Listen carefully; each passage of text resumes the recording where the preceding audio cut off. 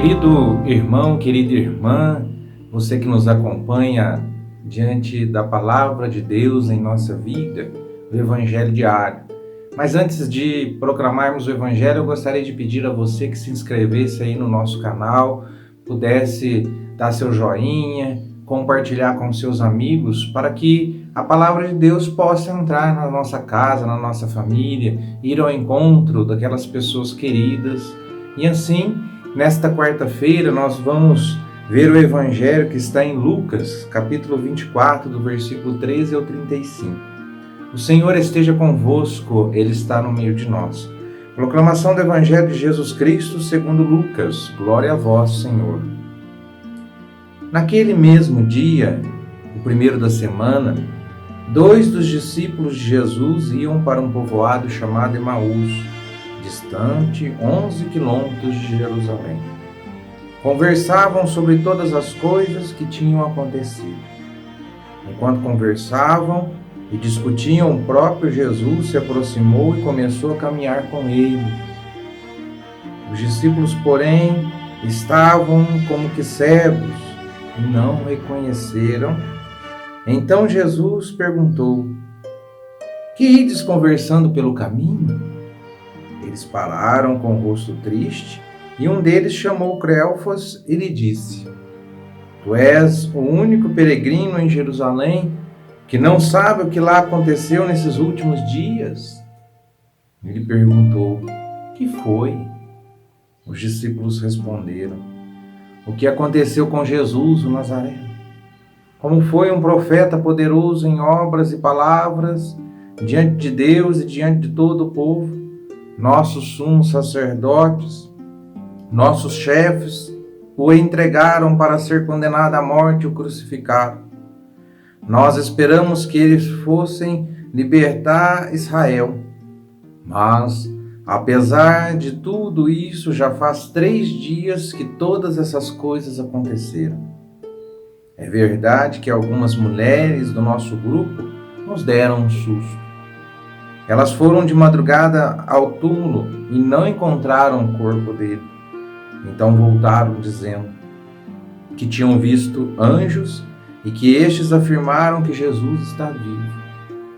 Alguns dos nossos foram ao túmulo e encontraram as coisas como as mulheres tinham dito. A ele, porém, ninguém o viu. Então Jesus lhe disse: Como sois sem inteligência e lentos para crer que tudo que os profetas falaram? Será que o Cristo não devia sofrer tudo isso para entrar em sua glória? Começando por Moisés e passando pelos profetas, explicava aos discípulos todas as passagens da Escritura que falava a respeito dele. Quando chegaram perto do povoado para onde ia, Jesus fez de conta que ia adiante. Eles, porém, insistiram com Jesus, dizendo: Fica conosco, pois já é tarde e a noite vem chegando. Jesus, então, entrou para ficar com eles. Quando se sentou à mesa com eles, tomou o pão, abençoou e partiu e lhe distribuía. Nisso, os olhos dos discípulos se abriram e eles reconheceram Jesus. Jesus, porém, desapareceu de frente deles. Então, um disse ao outro: Não estava ardendo o nosso coração quando ele nos falava pelo caminho e nos explicava as Escrituras? Naquela mesma hora, eles se levantaram e voltaram para Jerusalém, onde encontraram os 11 reunidos com os outros. E estes confirmaram: Realmente o Senhor ressuscitou e apareceu a Simão. Então os 2 contaram o que tinha acontecido no caminho e como tinham reconhecido Jesus ao partir o pão. Palavra da salvação. Glória a vós, Senhor. Queridos irmãos e irmãs, a palavra de Deus nos mostra que os 2 discípulos conheciam Jesus muito bem. Por que então eles não reconheceram Jesus na estrada? Isso nos lembra que a ressurreição de Jesus não foi uma volta à vida anterior. O ressuscitado está vivo, meus irmãos, mas não pode ser visto, tocado ou reconhecido senão por quem Ele quer e quando quer.